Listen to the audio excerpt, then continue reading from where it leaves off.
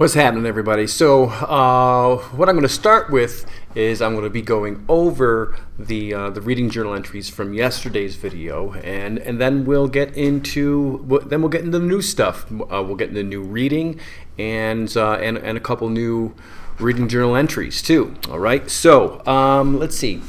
Yesterday, the first reading journal entry I gave you, he wore his happiness like a mask, and the girl had run off across the lawn with the mask, and I asked you to explain that.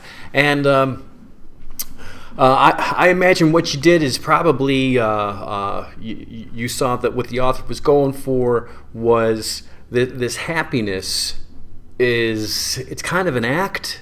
All right, he like when she asked him, "Are you happy?" And when he got into his, and then she took off, and his first reaction was, "Am I happy? Of course I'm happy. Why wouldn't I be happy? Of course, well, everyone's happy."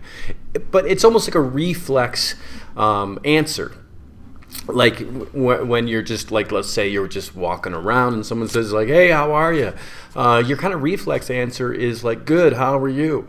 But what if you're not good? Now, I know it's not exactly the same thing here, but I think you'd agree that Montag is struggling with his happiness. Which brings us to the next reading journal from yesterday. Is Montag happy? No. Is Mildred happy? No.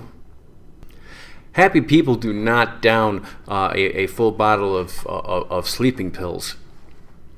And you know what else? I think Ray Bradbury was aware of the fact that you never get a second chance to make a first impression. And the first impression that he gives his readers of Mildred, Guy Montag's wife, is, she's lying there. And she's out. And she's OD'd. And he has to make a call on these two dudes who, here comes the part of the reading journal about the pages 12 through 13. And these two dudes come in with machines that pump her stomach and clean out her blood so the effects of the drugs don't kill her.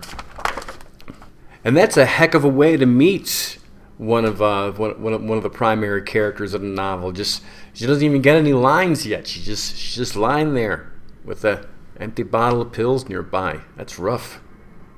I'm going to ask you start noticing a vivid difference between Clarice McClellan and Mildred Montag. Keep an eye out for that, because here are two people in Montag's life, in Guy Montag's life, that will impact him in two very, very different ways.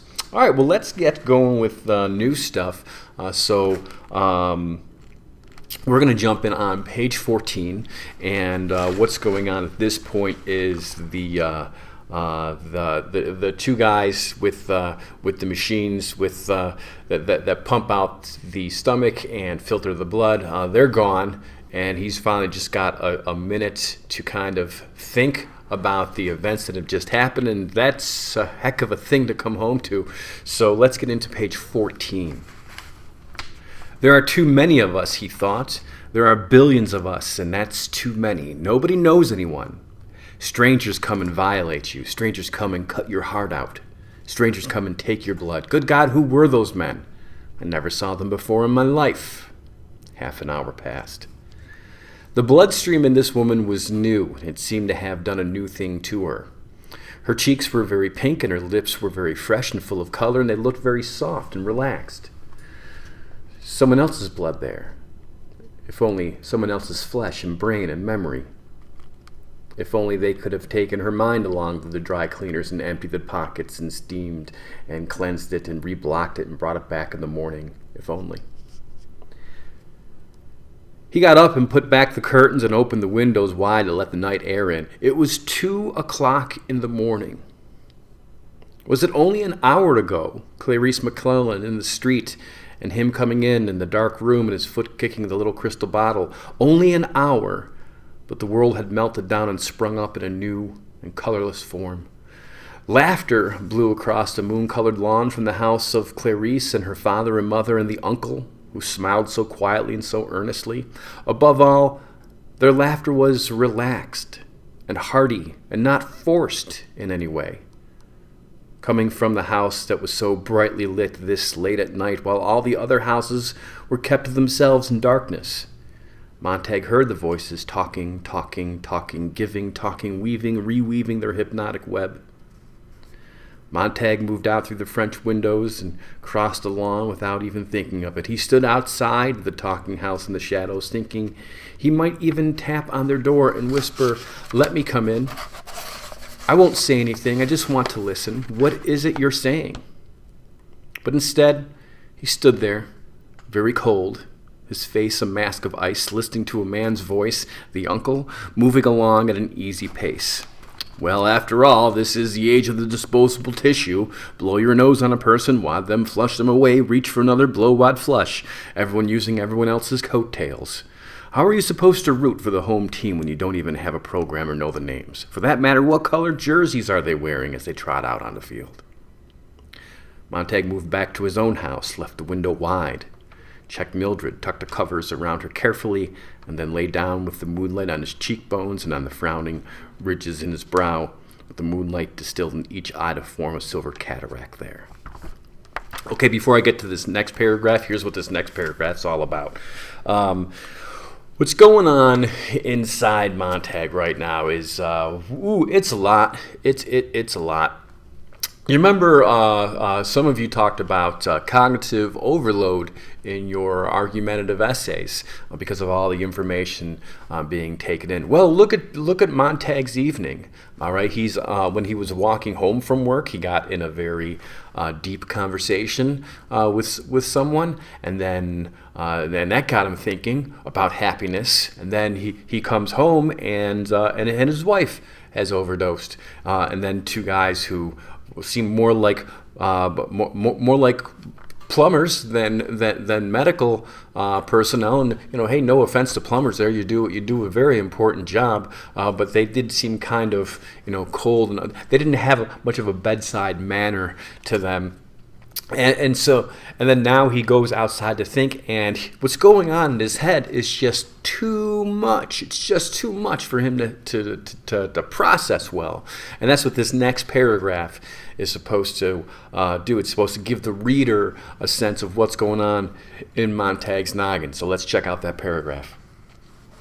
One drop of rain, Clarice. Another drop, Mildred. A third, the uncle. A fourth, the fire tonight. 1 Clarice, 2 Mildred, 3 uncle, 4 fire. 1 Mildred, 2 Clarice, 1, 2, 3, 4, 5 Clarice, Mildred, uncle, fire, sleeping tablets, men, disposable tissues, coattail, blow, wad, flush. Clarice, Mildred, uncle, fire, tablets, tissues, blow, wad, flush. 1, 2, 3, 1, 2, 3 rain, the storm, the uncle laughing, thunder falling downstairs, the whole world pouring down, the fire gushing up in a volcano, all rushing on down around in a spouting roar and rivering stream towards morning. I don't know anything anymore, he said, and let a sleep lozenge dissolve on his tongue.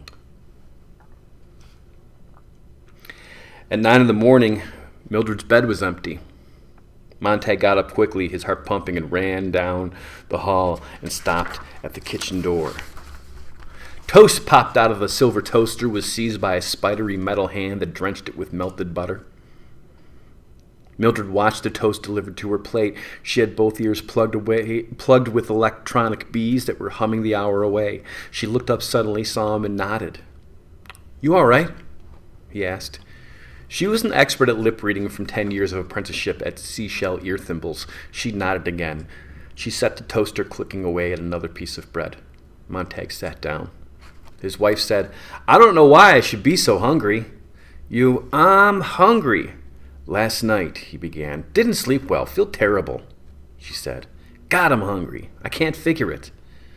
"Last night," he began again. She watched his lips casually. "What about last night? Don't you remember?" "What, do we have a wild party or something? I feel like I have a hangover. God, I'm hungry. Who is there? Who is here?" "A few people," he said. "That's what I thought." She chewed her toast. "Sore stomach, but I'm hungry as all get out. Hope I didn't do anything foolish at the party." "No," he said quietly. The toaster spidered out a piece of buttered bread for him. He held it in his hand, feeling grateful. "You don't look so hot yourself," said his wife. In the late afternoon, it rained, and the entire world was dark gray. He stood in the hall of his house, putting on his badge with the orange salamander burning across it. He stood looking up at the air conditioning vent in the hall for a long time. His wife in the TV parlor paused long enough from reading her script to glance up. "Hey," she said, "the man's thinking." "Yes," he said, "I want to talk to you." He paused. "You took all the pills in your bottle last night." "Oh, I wouldn't do that," she said, surprised. The bottle was empty. "I wouldn't do a thing like that." "Why would I do a thing like that?" she asked. "Maybe you took 2 pills and forgot, and took 2 more and forgot again, and took 2 more and were so dopey you kept right on until you had 30 or 40 of them in you." "Heck," she said, "what would I want to go and do a silly thing like that for?" "I don't know," he said. She was quite obviously waiting for him to go. "I didn't do that," she said. "Never in a billion years." "All right, if you say so," he said. "That's what the lady said." She turned back to her script. So at this point, why don't we stop for our next journal entry. On the left, on pages 16 and 17, I note that that Mildred says she didn't take all those pills. Just didn't. It didn't happen. It didn't happen. And I have 2 questions or sentences for you to finish. One is, it might be that Mildred she really just doesn't remember because, and then you go ahead and fill and finish that sentence for me if you would, and then right below that, finish this sentence for me. It might be that she's in denial because, and go ahead and finish that sentence if you would. All right, in this next section, we get a little glimpse into what Mildred likes to do with her days. She sure likes this parlor wall. You'll see that in a second. And in terms of what passes for entertainment, ready? "What's on this afternoon?" he asked tiredly. She didn't look up from her script again. "Well, this is a play, comes on the wall-to-wall circuit in 10 minutes. They mailed me my part this morning. I sent in some box tops. They write the script with one part missing. It's a new idea. The homemaker, that's me, is the missing part. When it comes time for the missing lines, they all look at me out of the 3 walls, and I say the lines. Here, for instance, the man says, 'What do you think of this whole idea, Helen?' And he looks at me sitting here center stage, see, and I say, she paused and ran her finger under a line in the script, 'I think that's fine.' And then they go on with the play until he says, 'Do you agree to that, Helen?' And I say, 'I sure do. Isn't that fun, Guy?' Wow, that does seem like a lot of fun. Granted, Mildred Montag is probably around 30, and I'm sure this kind of thing was fun when you were watching Dora the Explorer, and and toddlers are led to believe that if they say swipe or no swiping, then that masked bait. What is he, a fox or something? I'm not sure, but or when kids, the map. That's nice if you're a child, but here's a grown woman. It's weird. All right, back to the text. He stood in the hall looking at her. "It's sure fun," she said. "What's the play about?" "I just told you. There are these people named Bob and Ruth and Helen." "Oh, it's really fun. It'll be even more fun when we can afford to have the 4th wall installed. How long you figure before we save up and get the 4th wall torn out and the 4th wall TV put in? It's only $2,000. That's 1/3 of my yearly pay." "It's only $2,000, she replied, "and I should think you'd consider me sometimes. If we had a 4th wall, why, it'd be just like this room wasn't ours at all, but all kinds of exotic people's rooms. We could do without a few things. We're already doing without a few things to pay for the 3rd wall. It was put in only 2 months ago, remember? Is that all it was?" She sat looking at him for a long moment. "Well, goodbye, dear." "Goodbye," he said. He stopped and turned around. "Does it have a happy ending?" "I haven't read that far." He walked over, read the last page, nodded, folded the script, and handed it back to her. He walked out of the house into the rain. The rain was thinning away, and the girl was walking in the center of the sidewalk with her head up and the few drops falling on her face. She smiled when she saw Montag. "Hello." He said hello, and then said, "What are you up to now?" "I'm still crazy. The rain feels good. I love to walk in it." "I don't think I'd like that," he said. "You might if you tried." "I never have." She licked her lips. "Rain even tastes good." What do you do? Go around trying everything once?" he asked. "Sometimes twice." She looked at something in her hand. "What have you got there?" he said. "I guess it's the last of the dandelions this year. I didn't think I'd find one on the lawn this late. Have you ever heard of rubbing it under your chin? Look." She touched her chin with the flower, laughing. "Why?" "If it rubs off, it means I'm in love." "Has it?" He could hardly do anything else but look. "Well," she said, "you're yellow under there." "Fine, let's try you now. It won't work for me." "Here." Before he could move, she had put the dandelion under his chin. He drew back, and she laughed. "Hold still." She peered under his chin and frowned. "Well," he said. "What a shame," she said. "You're not in love with anyone." "Yes, I am." "It doesn't show." "I am very much in love." He tried to conjure up a face to fit the words, but there was no face. "I am." "Oh, please don't look that way." "It's that dandelion," he said. "You've used it all up on yourself. That's why it won't work for me." "Of course, that must be it. Oh, now I've upset you." "I can see I have. I'm sorry. Really, I am." She touched his elbow. No, he said quickly. "I'm all right." Hey, a quick thing about this, I call it the dandelion love test. Maybe you did something similar when you were a kid. But we used little buttercup flowers, and if you rubbed it on your chin and your chin was yellow, it meant you like butter. I mean, that's nice, but scientifically speaking, it's just pollen rubbed on your chin. Everyone likes butter. Butter's delicious. Also, side note, buttercup flowers are mildly poisonous, so maybe we shouldn't have been playing with them so much when we were kids. But what's way more important in this is not the fact that, according to Clarice's dandelion love test, Montag is not in love. What is important, because really, it was just the pollen that was already rubbed off on her chin, but that's not important. What is important is when he says, "I am very much in love." He tried to conjure up a face to fit the words, but there was no face. I am. Now, quick reminder, Montag is married to Mildred. I think that probably should be the face that's popped up in his mind. But, yeah,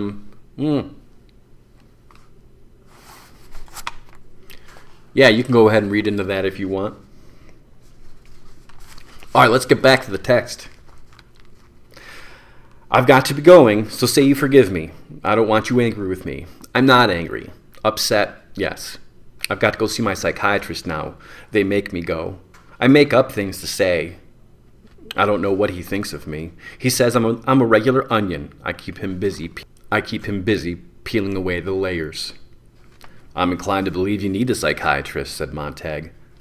"You don't mean that." He took a breath and let it out, and at last said, "No, I don't mean that.